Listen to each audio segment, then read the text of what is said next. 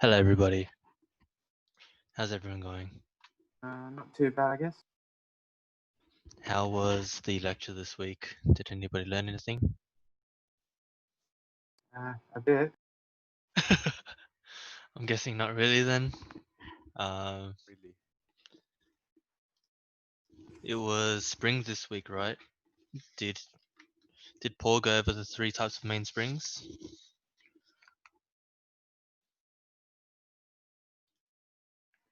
I'm We have guessing to not. revise again. What was that? I'll probably have to revise again since it's been a bit of a busy week for me with work. Right. Okay. Nonetheless, let's move on. JDR this week. This week, for last week's section, the mistakes are pretty they're pretty obvious, I'd say. So the main one being the length of the shaft. Does anyone have a reason? Does anyone have a guess why the intern decided the shaft needed to be 2 meters long? There's something in the way.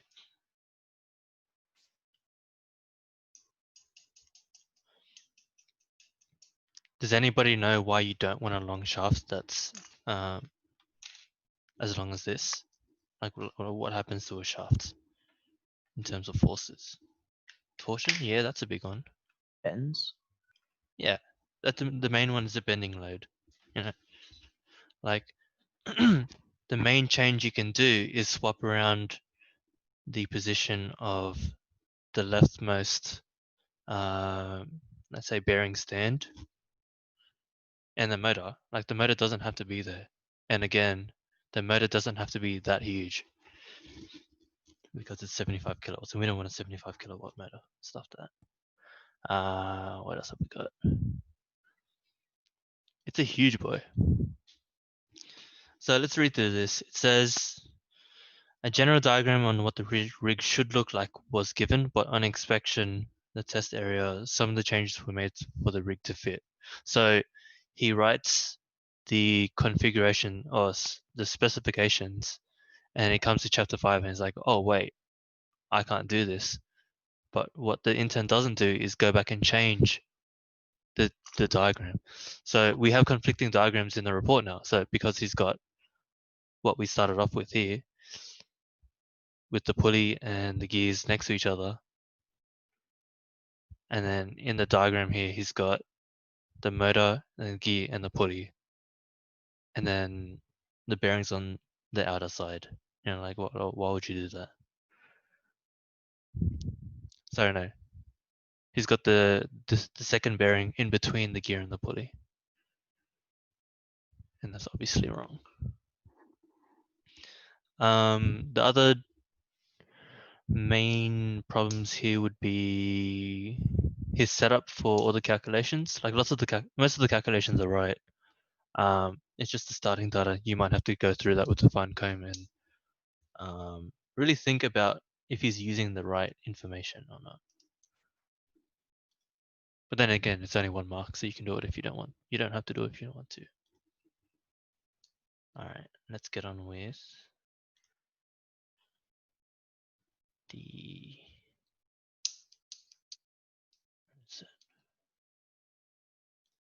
tutorial. All right, this week we're going to be doing springs. So the part in the report of the springs where he uses a spring is as a tensioner. So he wants to add tension to the system to add friction, and he does that in the pulley belt system. So what you need to consider is the material of the spring, the spring wire diameter, the diameter of the coil itself. And to determine those, you need to find out, obviously, deflection, the forces that you need as well. So that's how you can find stiffness. And we'll just set it up. All right, springs. I'm not sharing screen, am I? Okay.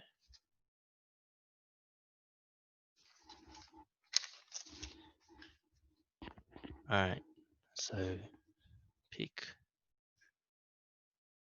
Let's go.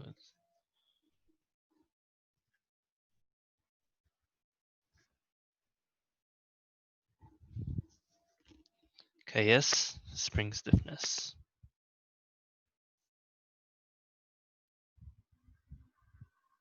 So that's simply K equals F on delta D. That's the change of, let's change that. Delta X. So that's the change of the spring length. What else do we need? We need the wire diameter. And we need greater D. And that's going to be your coil diameter.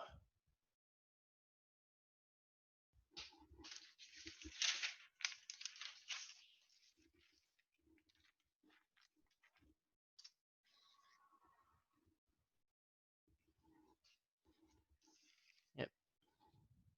So when you write up a system, you have to need your factor of safety again.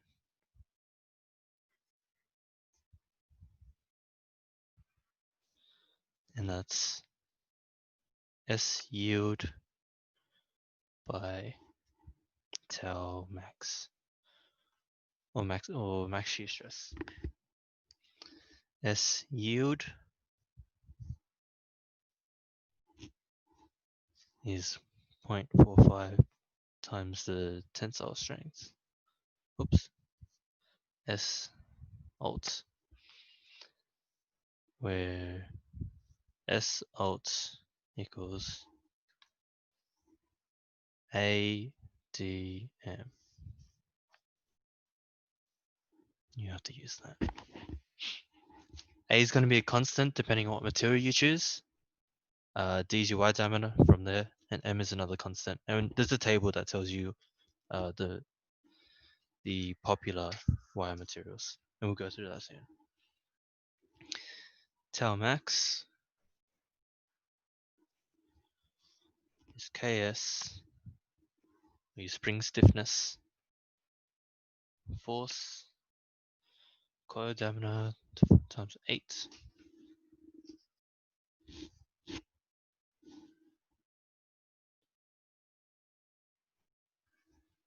8.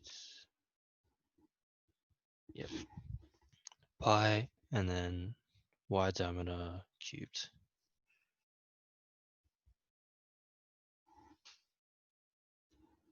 Oh no, sorry. Ks is a different value. Ks is different than that.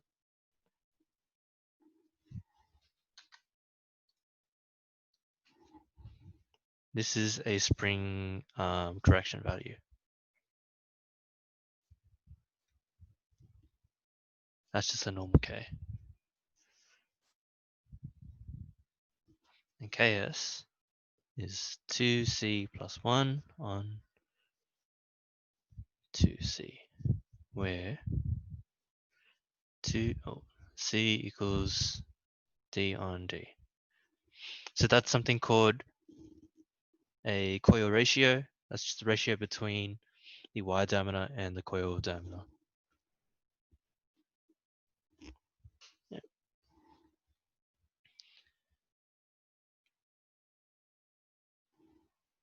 All right. And from that, we can get started on picking a spring.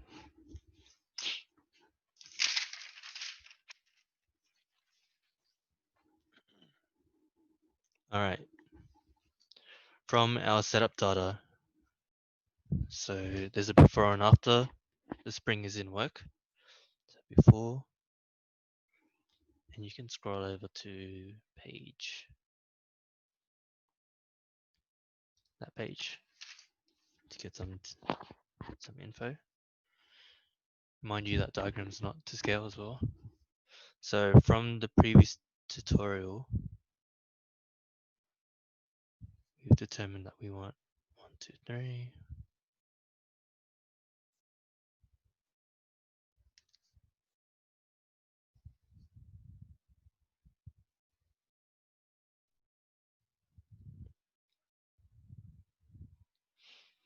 That's going to be 340.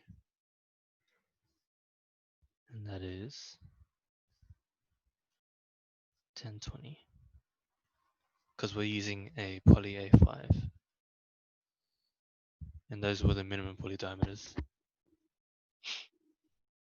The distance between the two centers is 1500, so halfway is 0.75. Well, let's go 750.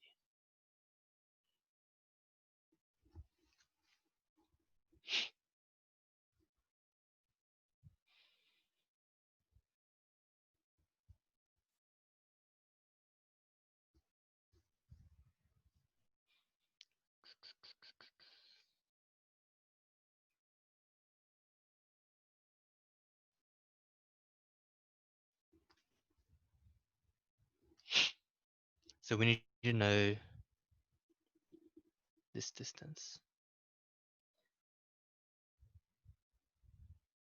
Because that's the distance between where the plug starts, and then you can find how the deflection after it's in work.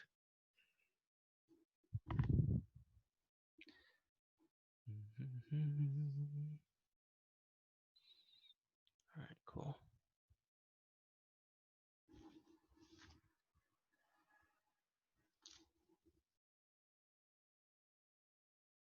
Oh, that's an ugly drawing. All right.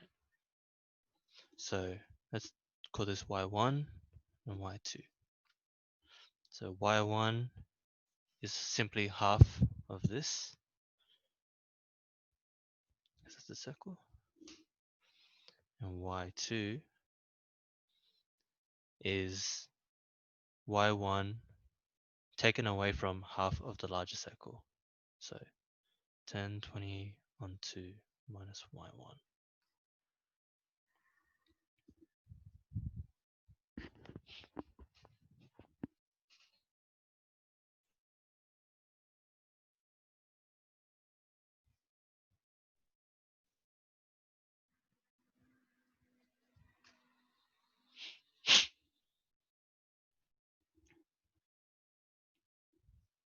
And we want to find the distance between this and that. That'll be y3.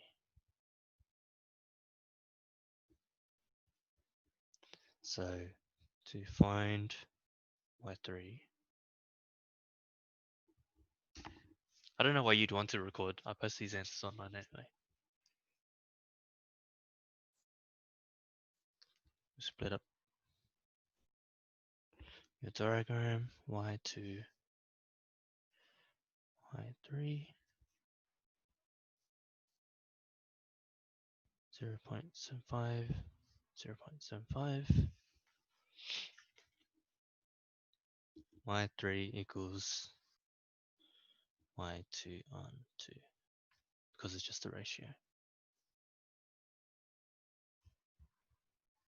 340 on 2.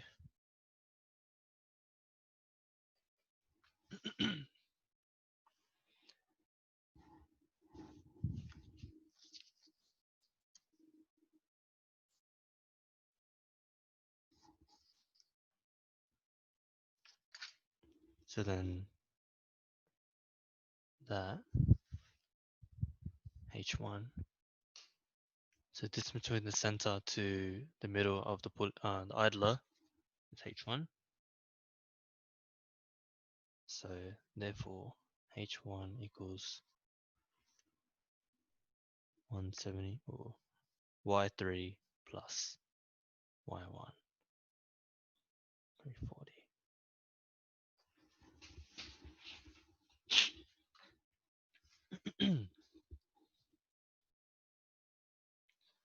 So then the after,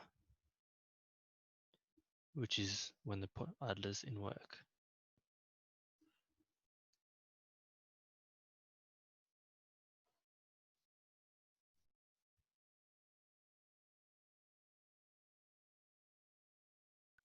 So where was H1 on the diagram?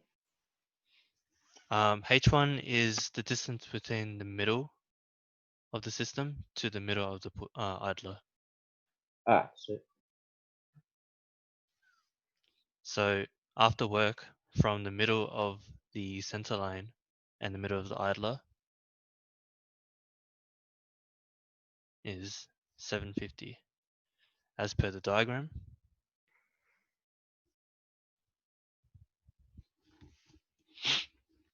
But you have to add another 50 because the idler diameter is 100.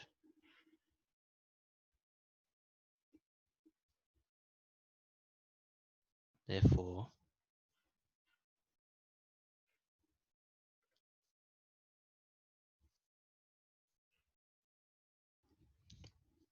H2 is 750 plus 50.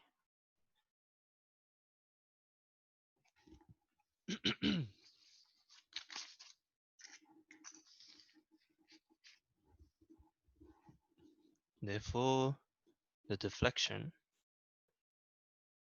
or delta D, I should use another D, is 800 minus 340 equals 460. And that's our deflection.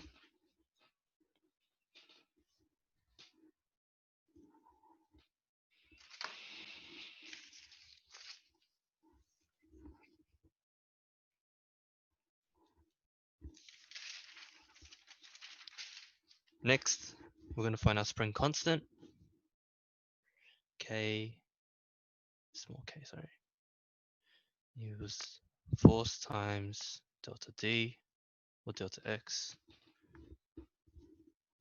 The force specified that he needs is 2484. And then deflection is 460. And in newtons per millimeter, the spring constant is 5.4.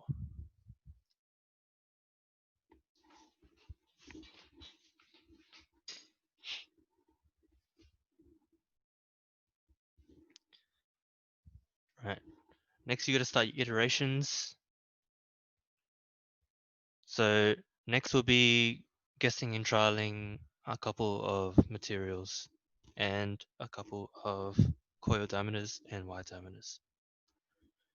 So you guess C, which is between 8 and 12. That's something you have to remember. Those are the standard coil ratios. So let's go 10. And wire diameter, let's go 10 as well.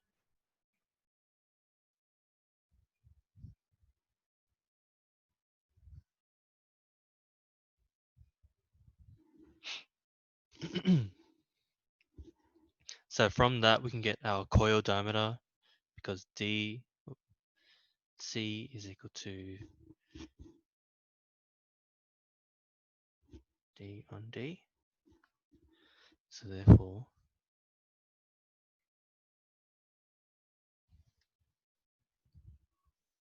let's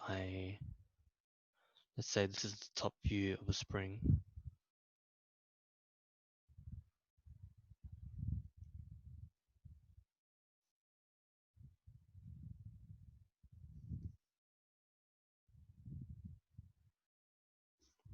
That's your coil.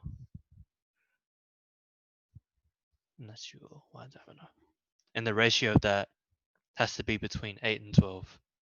So you can't have like a 1 mil wire diameter with let's say 1,000 coil diameter. That's just not going to work. Next, you find your shear factor. Yep, shear factor.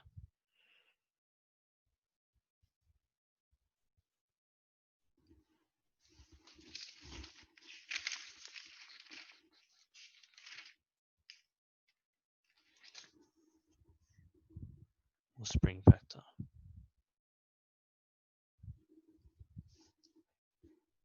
That's Ks 2C plus 1 on 2C. 20 plus 1 on 20.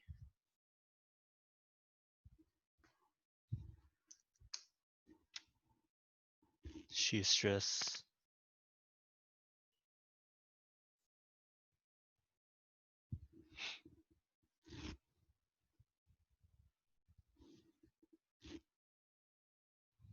which is, I'll write it again.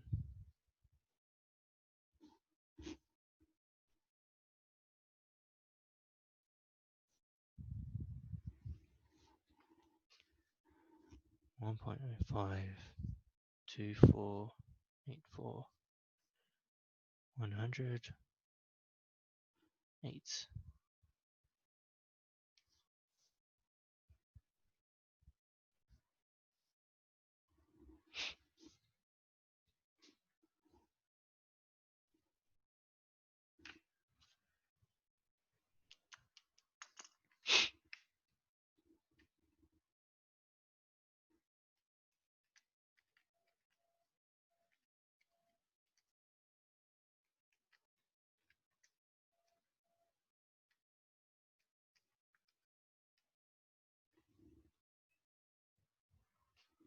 I've got 664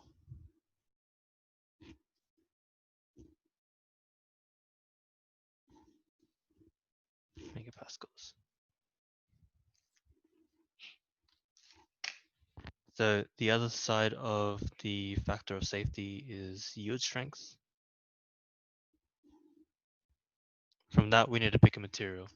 So go to your additional materials folder and find supplementary. And on page 20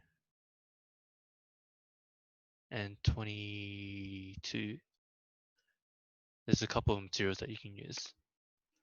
But these are the standard ones. In your textbook, there's a lot more as well, if you have got it. How about someone pick a material? Let's go. Any of these. So there's music wire, there's the oil and tempered wire, hydron, chrome. Anyone want to pick one? Let's go chrome silicon. All right. So A401 chrome.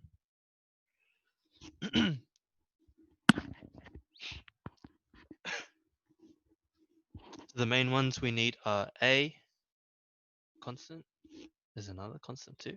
A, M, and what else have we got there?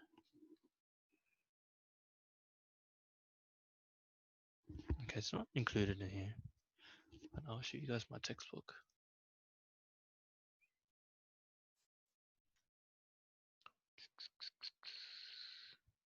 What did you guys say? Chrome silicon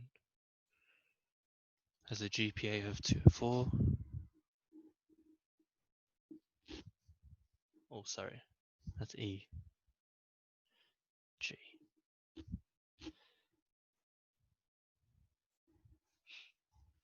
Scroll up.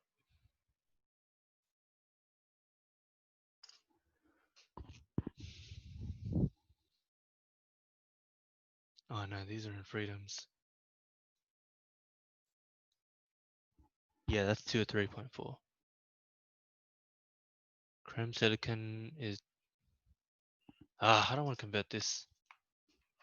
All right, 0.063. So first we need to check if it comes in the specified diameter. 2. How do you convert inches to millimeters again? Is it 2.24? Google this. Sorry. 25.4. 1.6. And the larger diameter is 0.375 times 3.4. Yeah, we should be alright. That should be fine. So 2, 3.4, 77.2, and A is 1974, and M is 0.108. Alright. From that, we can get our ultimate stress, S alt 1974 divided by 10 to the power of 0.108.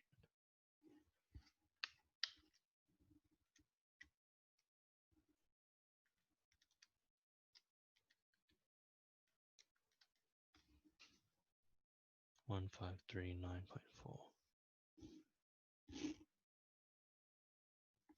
So then yield strength is that times 0.45,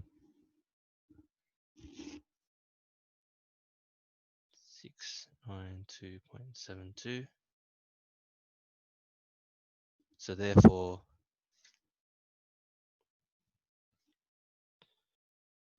six nine two point seven two 664.17.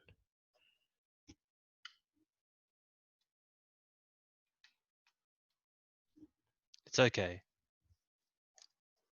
Factor of safety of 1.04 is pretty sad, but it's acceptable. So if we had to change something in our setup, what would you guys change? If we wanted to increase that to, like, let's say 2, what can we change? There's lots of things we can change, right?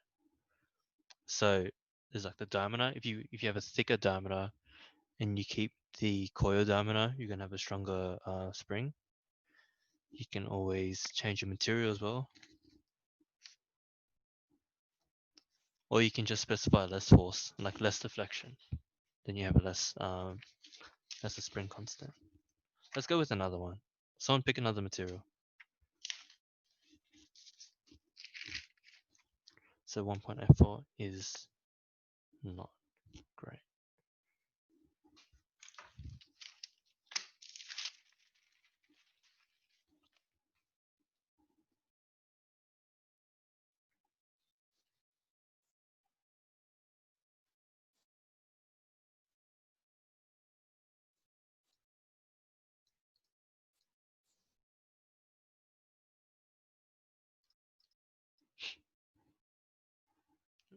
That one.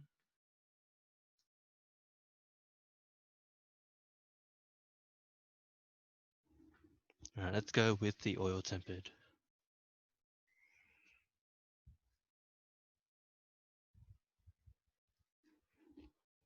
And let's also thicken the diameter. So guess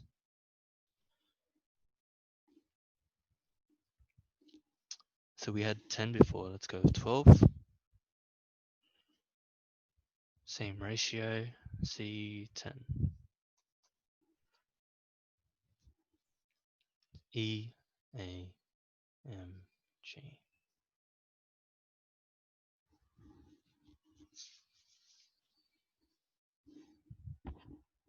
A oil temperature is 1880. M is 6.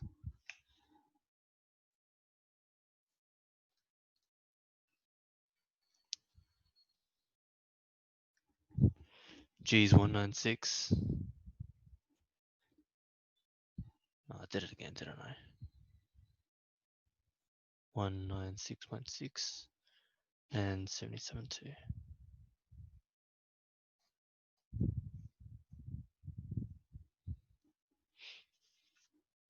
Sweet.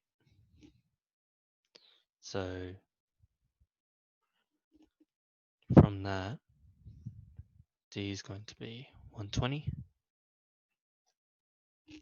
Therefore, Ks, spring correction factor, 2C plus 1, 2C, same as last time. Tau max, which we can find. Ks, Ft, 8 pi 12 cubed, 1.05, 2484.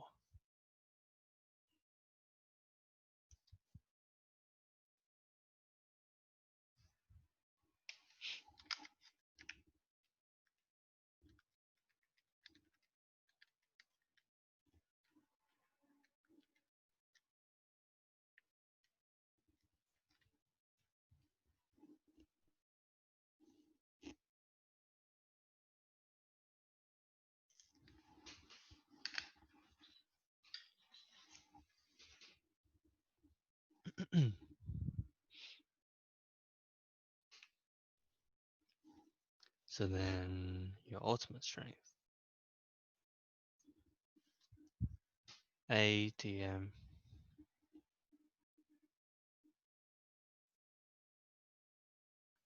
12 0.186.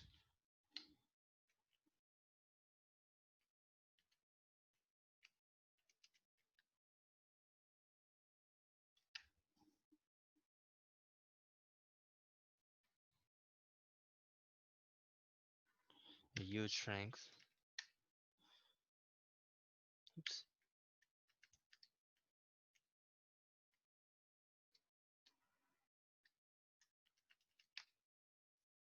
532.89. So NS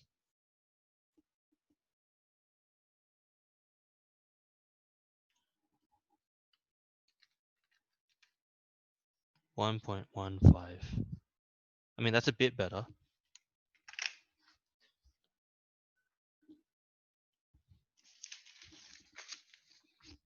That sounds okay to me. A is one of the spring constants that those above have calculated for us.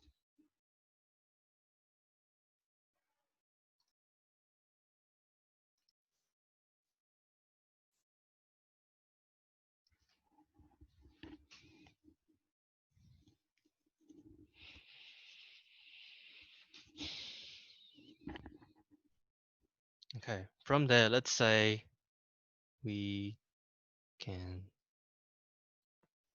on oil tempered, oops, at D equals 12, large D 120 is okay.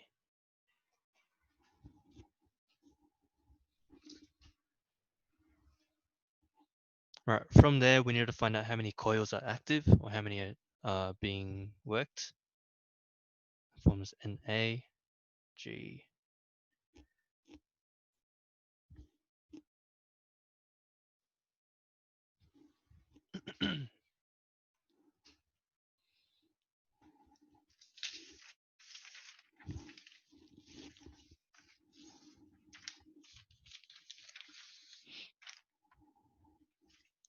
So G again from before is your shear modulus. That's in the textbook. If you can't find it, then go to Google. How do you get from S alt to S yield? You times it by 0.45.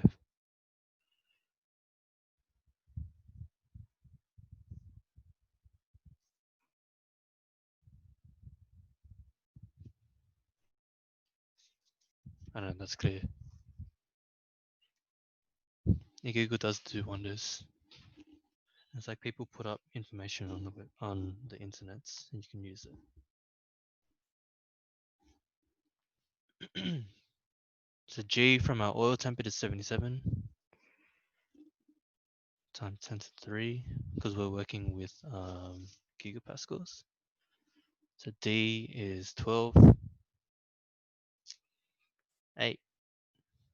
C is 10 times K, 5.4. So that's from the beginning.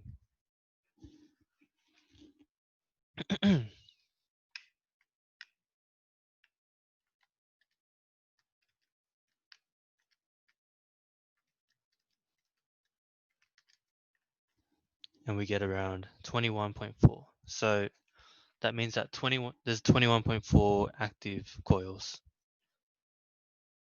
So we would round up instead of down. And you can't have like half a coil. So 22 coils.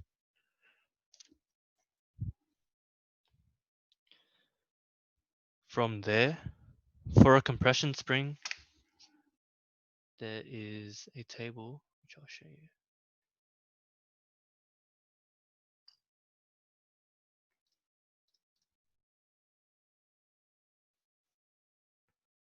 So I've posted this little table for you guys for use with compression springs to calculate things like free length, solid length, and total coils, depending on the ends.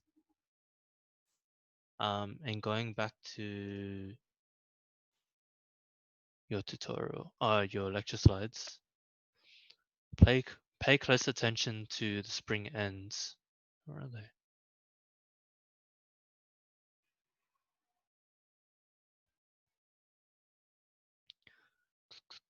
All right, the spring ends. So you've calculated the number of active coils, but the number of coils itself depends on how you want the ends. So for example, if you have a plain end, whatever is going to be worked is going to be active. And these are generally easier and cheaper to make. With the ground ends, you would have a plain end and you would just, for example, grind the ends off so you can easily apply it to something like a suspension. Same with the squared ends, Na equals N minus 2, so they would just bend the ends of it so that the ends of the spring are flat and they're easier to apply. But these formula means that it's just how much material do you need in your spring. So with the squared end, it's Na equals N minus 2. So you have your active coils and then it's your total coils minus 2, right? So for example, for Na equals 22, if you want squared end, so to calculate the total number of coils from Na N minus 2, you just get N to the other side. Yeah, it's Na plus 2.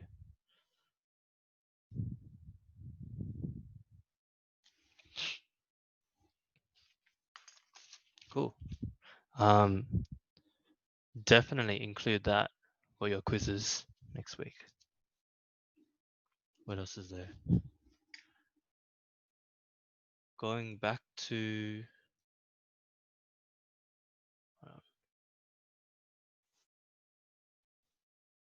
just pull it up.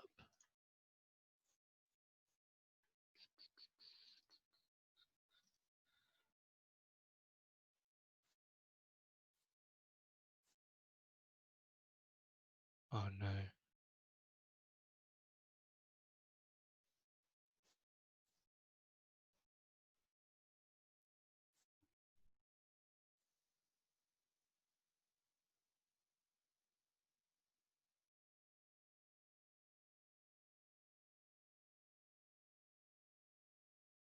Oops, what happened there?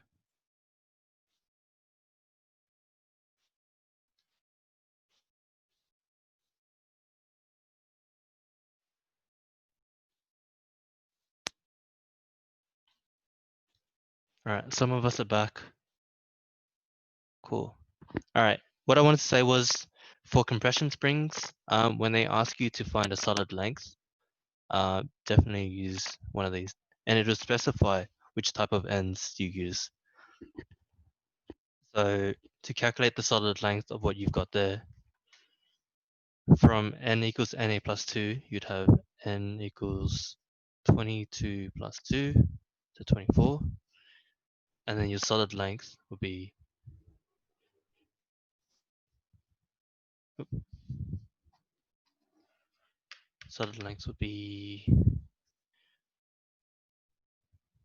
LSD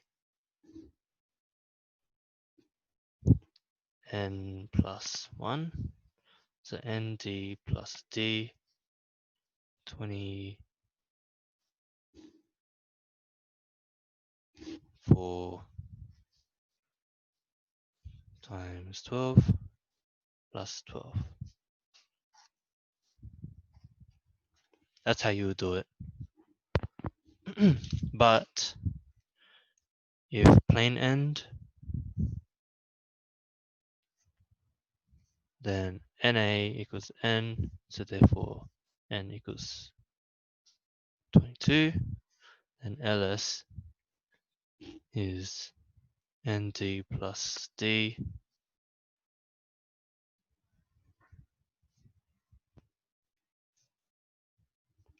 That's something. 276. Cool. And that's how you find the spring.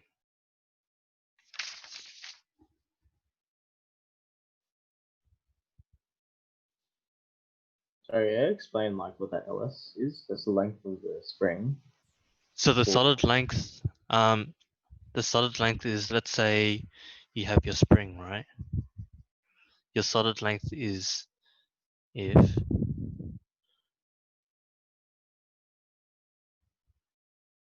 you had like maximum force pushing and there's no gaps between these coils vertically. So the solid length is just like the fully compressed Okay. version of it. LS is fully.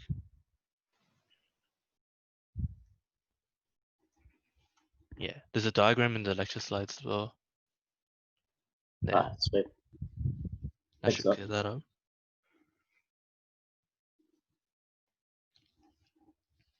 And tying back to the JDR report, all right.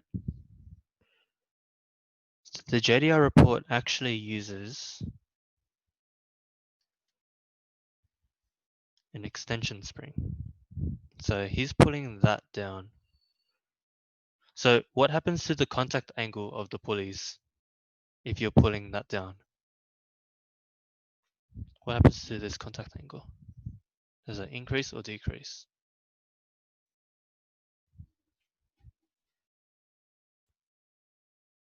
It decreases. Definitely gets smaller. And do we want that? We want more contacts.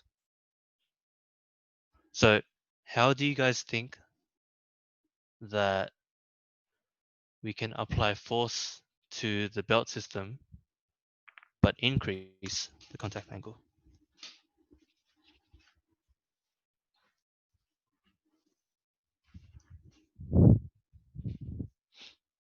It's about the types of springs that we're using. Do it from the top belt? Oh, yeah, that's clever. Yeah, you could do that. That's a good way. Or the other way. Or how would you apply that force to the top side of that pulley? Yeah, I guess that works too. The other way that I was thinking was using a compression spring. So instead of pulling down, you can push up. So that way, instead of that contact angle, you would have that instead.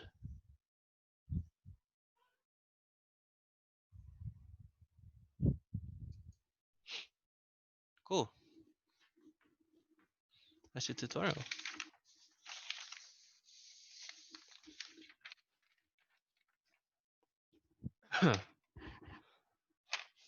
All right, what have I got here?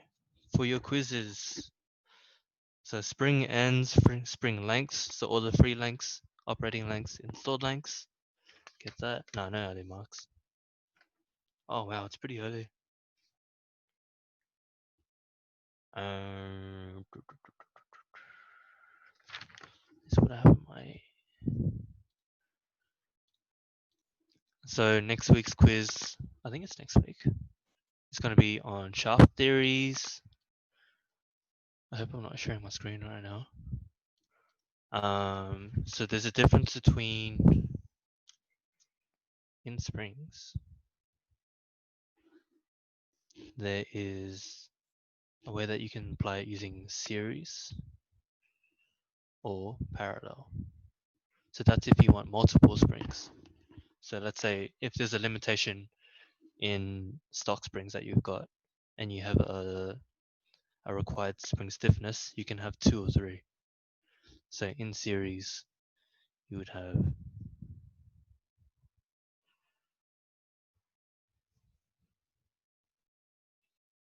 let's say that. So that's your series spring. So 1 over kt.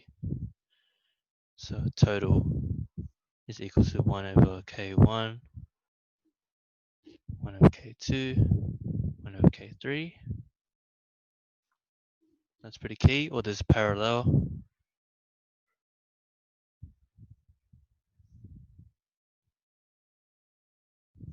And parallel is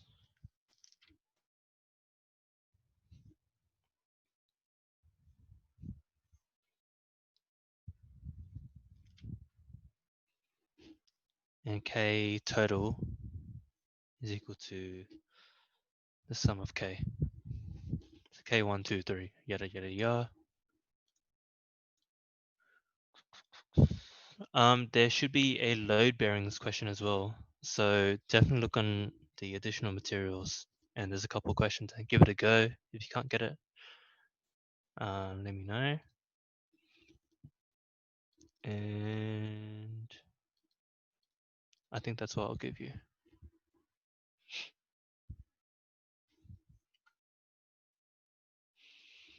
All right, that's it. We're done. Any questions? Anything you guys want me to go back over?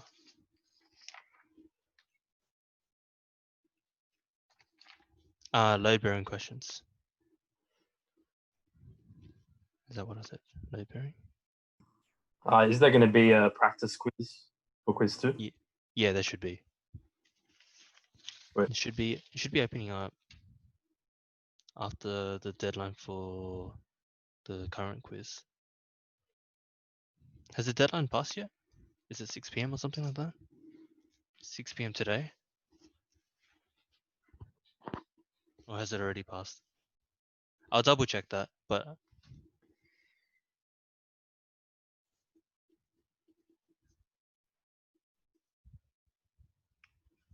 has everybody started their assignments?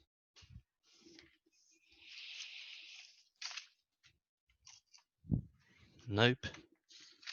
Oh, risking it.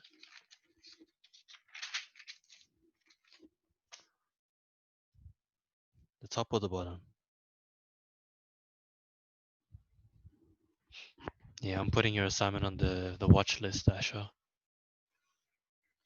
Because you said that. I'm gonna cop it.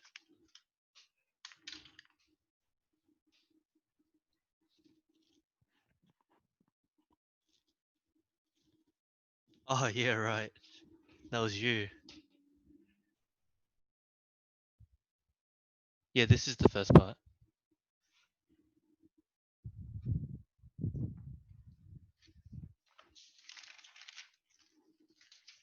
It's just some notes that I made.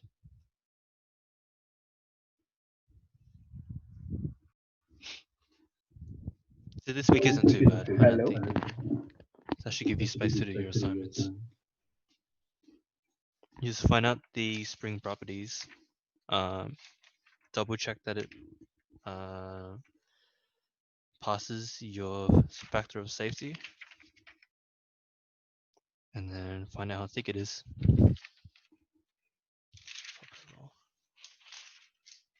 Were you guys not here? We're just trying to decipher what I was writing.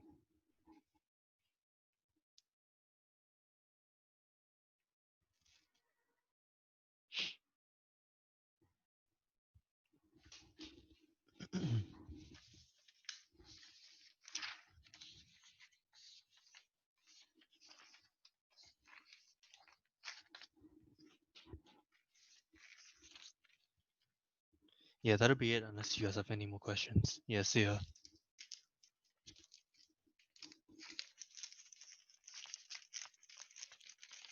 Thanks everyone.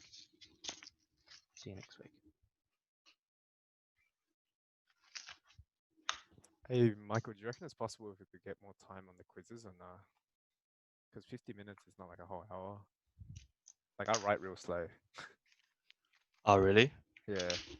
Like I was running out of time towards the end and like yeah. Sorry, I don't think so. It's always the way that we've been doing it. Yeah, right. All good. Just write faster. Fuck, sorry, bro. See ya. Latest.